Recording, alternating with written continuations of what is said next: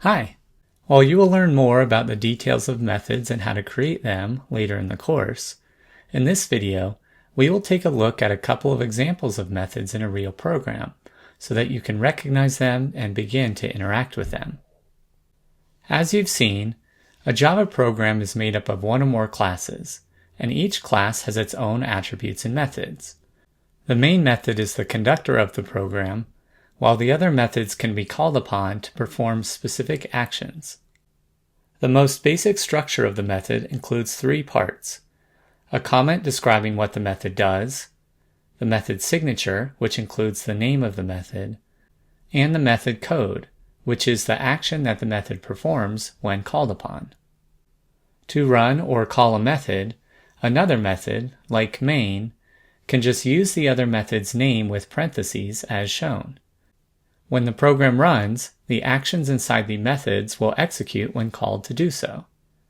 You will learn all of this with much more detail in future lessons, but this is enough to now look at a program that uses custom methods. Okay, let's take a look at this class, MathRunner.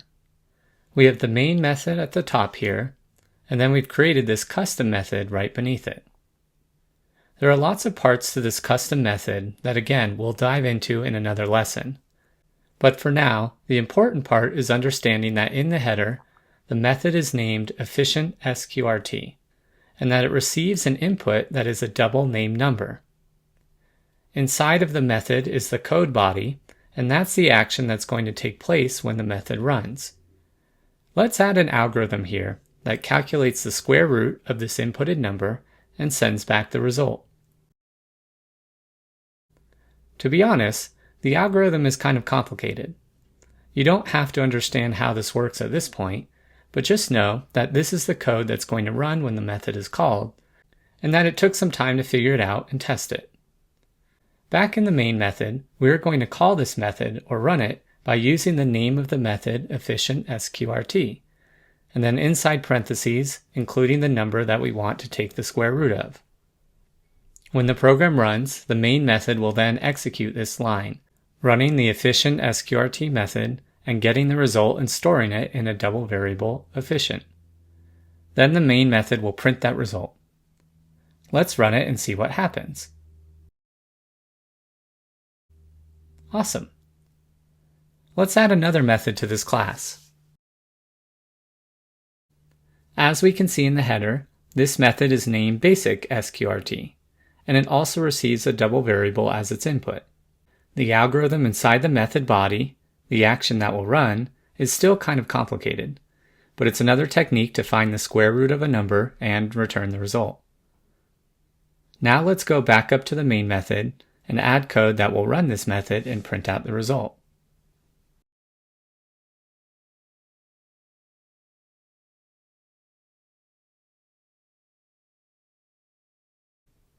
Great! The powerful part about methods, as you'll see throughout this course, is that they help us organize our program's actions, and then we can use those actions repeatedly with different inputs throughout the rest of our program. As a third approach to calculating the square root of a number, let's now rely upon Java's built-in math class, which is automatically imported for us from the java.lang package in the Java Standard Library.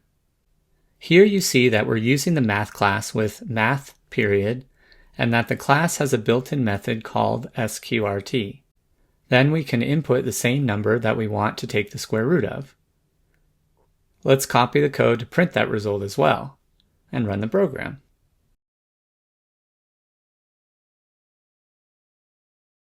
Amazing. Again, you'll learn a lot more of the details about creating and using methods in future lessons, but hopefully you can see that in this case, while the custom methods are helpful in calculating the square root, using the Java Standard Library, and specifically the math class, allows us to easily calculate the square root of a number without having to write our own custom method that does the same thing. This is the biggest benefit of using libraries and their classes in our programs. You'll get to explore other libraries throughout the rest of this lesson and course. Now it's your turn to explore some libraries and their methods on your own.